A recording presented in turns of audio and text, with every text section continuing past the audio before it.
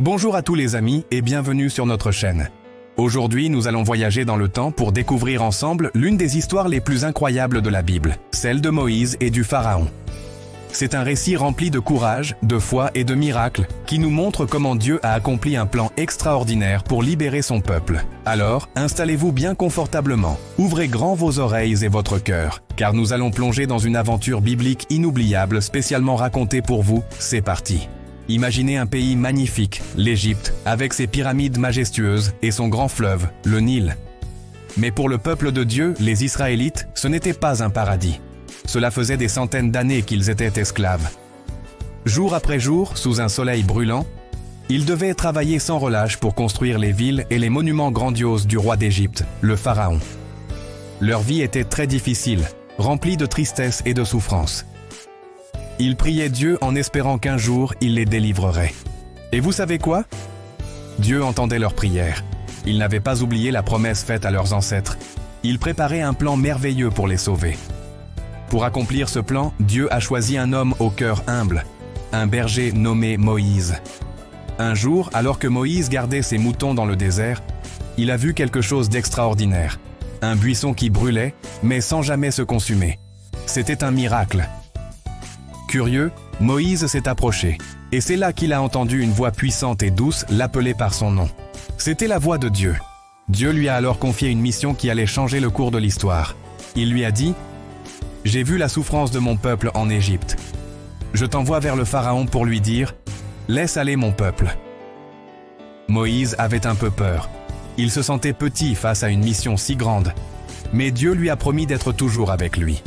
Accompagné de son frère Aaron, Moïse s'est donc rendu au palais du Pharaon. Le roi d'Égypte était l'homme le plus puissant du monde à cette époque. Il était assis sur un trône magnifique, entouré de ses gardes et de ses conseillers.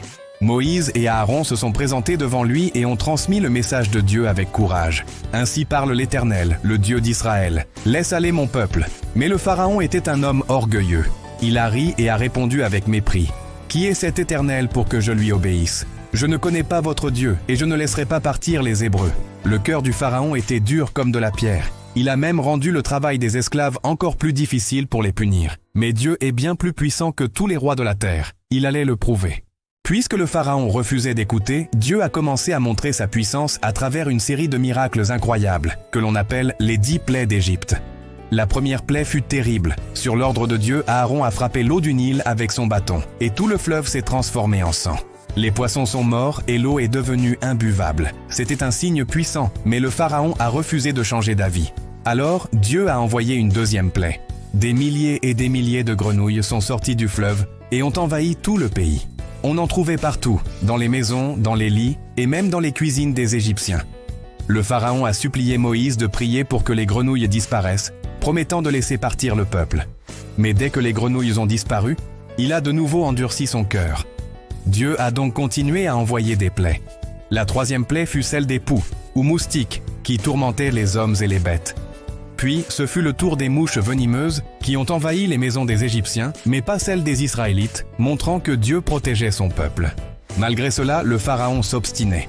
Alors, une terrible maladie a frappé tous les troupeaux des Égyptiens. Leurs chevaux, leurs ânes, leurs chameaux, leurs bœufs et leurs moutons sont morts. Mais pas un seul animal appartenant aux Israélites n'a été touché. Ensuite, des ulcères douloureux ont éclaté sur la peau de tous les Égyptiens. C'était une souffrance terrible, mais le cœur du Pharaon restait fermé. La septième plaie fut spectaculaire et effrayante. Dieu a fait tomber du ciel une grêle de feu et de glace si violente qu'elle a tout détruit sur son passage. Les récoltes, les arbres et tout ce qui se trouvait dans les champs. C'était une tempête comme l'Égypte n'en avait jamais connue.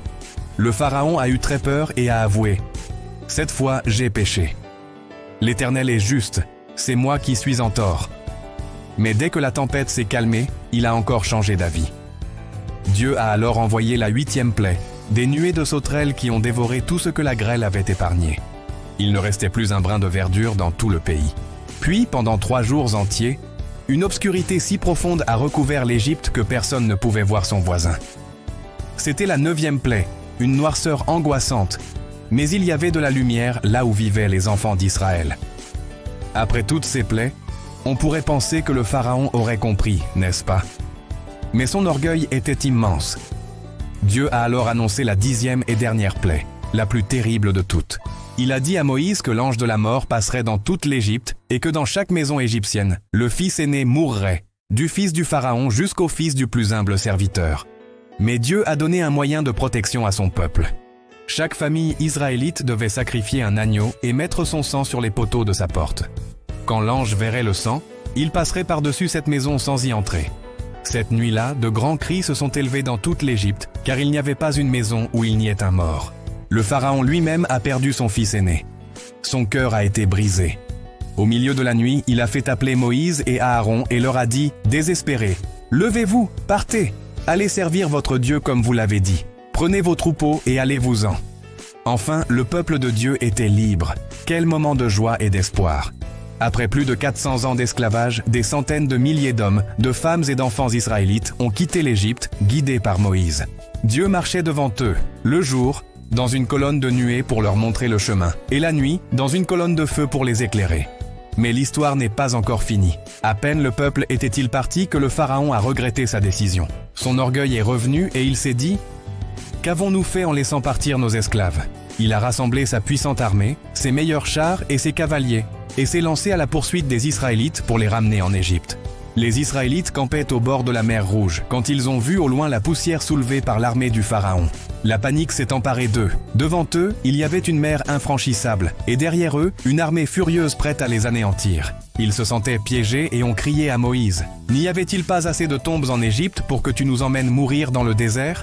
Mais Moïse, rempli de la foi de Dieu, leur a répondu avec une force incroyable. Il leur a dit ces paroles qui résonnent encore aujourd'hui. « N'ayez pas peur, restez en place et regardez la délivrance que l'Éternel va accomplir pour vous aujourd'hui. » Alors, Moïse a obéi à l'ordre de Dieu. Il a levé son bâton vers la mer. Et là, un miracle extraordinaire s'est produit. Un vent puissant a soufflé toute la nuit et les eaux de la mer Rouge se sont séparées en deux. Deux immenses murs d'eau se sont dressés de chaque côté. Et un chemin sec est apparu au milieu de la mer. C'était incroyable. Guidés par Moïse, tous les Israélites ont commencé à traverser, marchant sur le fond de la mer, en sécurité entre les deux murailles liquides.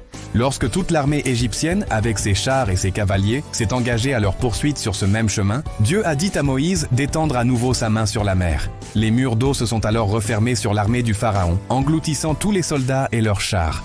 Personne n'a survécu. Ce jour-là, tout le peuple d'Israël a vu de ses propres yeux la puissance de Dieu et comment il les avait sauvés de leurs ennemis. Dieu avait libéré son peuple de façon spectaculaire. Quelle histoire incroyable, n'est-ce pas? L'aventure de Moïse et du Pharaon nous apprend tellement de choses. D'abord, elle nous montre que Dieu est plus grand et plus puissant que n'importe quel roi ou n'importe quel problème sur cette terre. Même quand Pharaon disait non, Dieu avait toujours le dernier mot. Ensuite, cette histoire nous enseigne que même lorsque tout semble perdu, quand on se sent coincé comme les Israélites devant la mer Rouge, Dieu peut ouvrir un chemin là où il n'y en a pas. Il est le Dieu des miracles et des solutions impossibles. Il suffit de lui faire confiance. La morale de cette histoire pour nous aujourd'hui est très importante. Tout comme Moïse, nous sommes appelés à avoir confiance en Dieu et à écouter sa voix, même quand nous avons peur. Dans nos vies, nous avons tous nos propres pharaons. Ça peut être un problème à l'école, une peur qui nous paralyse ou une situation difficile à la maison. Mais souvenons-nous que le même Dieu qui a délivré le peuple d'Israël est avec nous aujourd'hui. Il est capable de nous aider à surmonter tous nos obstacles. Un verset magnifique de la Bible résume parfaitement cela. C'est Exode chapitre 14 verset 14, où Moïse dit au peuple « L'Éternel combattra pour vous, et vous, gardez le silence ». Cela veut dire que nous pouvons nous calmer, faire confiance à Dieu et le laisser agir dans nos vies. Merci beaucoup d'avoir regardé cette vidéo et d'avoir partagé ce moment avec nous. Nous espérons que cette histoire de Moïse et du Pharaon a rempli votre cœur de foi et de courage. Si cette vidéo vous a plu, n'hésitez pas à mettre un pouce bleu pour nous le faire savoir. Et surtout, à la partager avec vos amis et votre famille, pour qu'eux aussi puissent découvrir la puissance de Dieu. Abonnez-vous à notre chaîne pour ne manquer aucune de nos prochaines histoires bibliques animées. Nous avons hâte de vous retrouver pour une nouvelle aventure inspirante. D'ici là, souvenez-vous que Dieu est avec vous et qu'il combat pour vous. À très bientôt les amis.